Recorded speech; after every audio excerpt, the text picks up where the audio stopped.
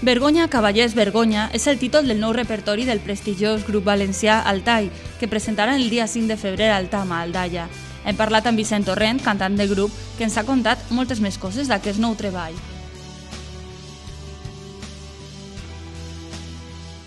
Este títol naix d'una frase que segons el llibre dels fets, que va dictar el rei Jaume, d'algunes de les coses que va fer en la seva vida, eixa frase, segons el llibre dels fets, la va dir el rei Jaume durant la conquesta de Mallorca en Portopí, un lloc des del qual s'ha format tot l'exèrcit per a llançar-se sobre la ciutat de Mallorca.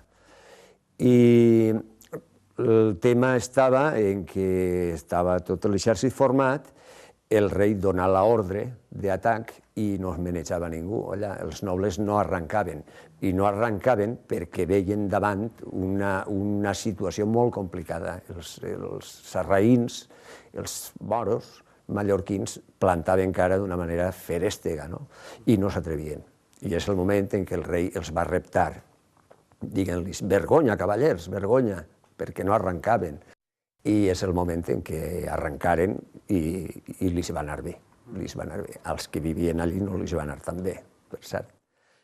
Espanya vol esqueixar, Espanya vol esqueixar, la gent del Jaume primer, vol separar nostres branques, per ser llenya del poder, per ser llenya del poder.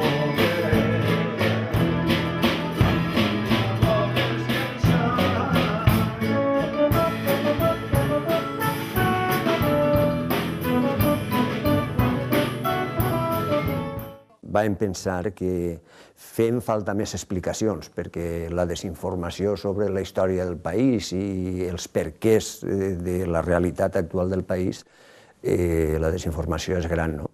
Nosaltres diguérem, realment fa falta explicar què és allò que es pergué en Almansa.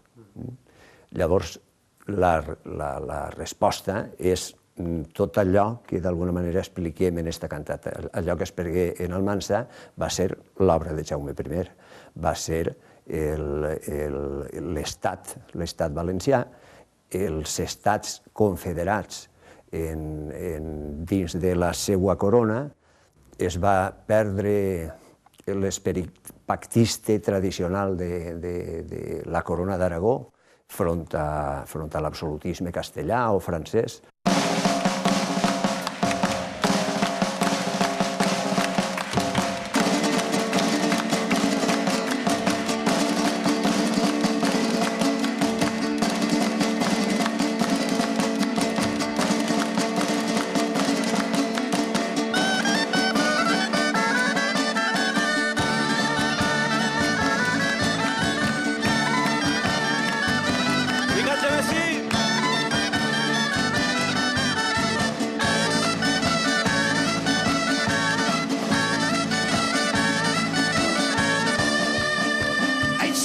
De casa que la festa bull, feu dolços de nata i coques.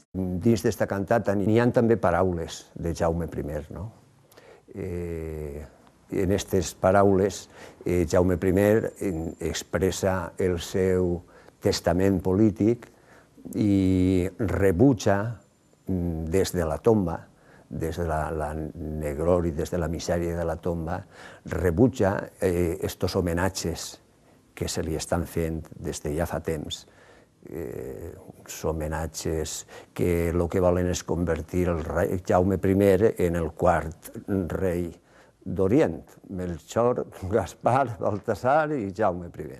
Un personatge, volen desactivar la seva figura i la seva obra i fer d'ell un personatge absolutament folclòric. Jaume I es queixa molt amargament de tot allò que sent i es queixa de veure com el poble és engatussat en històries i enganys per part de polítics i per part de gent espanyolista que el fa anar i expressar-se en contra dels seus interessos i en contra de l'herència que Jaume I va deixar.